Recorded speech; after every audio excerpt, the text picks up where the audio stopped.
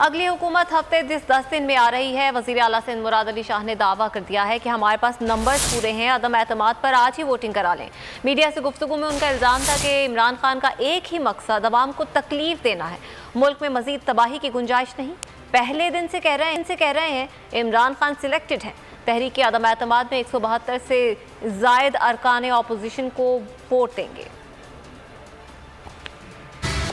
Demands के लिए या एक पेपर बना के आए थे और चेयरमैन बिलावल भुट्टो जरदारी साहब ने उसको पढ़ा था और उसने कहा था कि ऐसी कोई बात मुझे नज़र नहीं आ रही जिसके अंदर हमें कोई इख्तिलाफ। मैं चैलेंज करता हूँ, अब 2 बजे कौमी असम्बली का इजलास बुला और आज वोटिंग करा देना।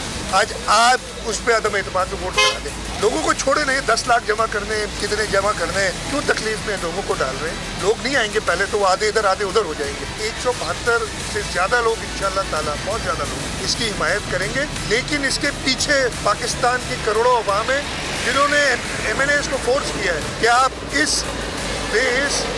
सिलेक्टेड इस नाइल हुकूमत से हमारी जान।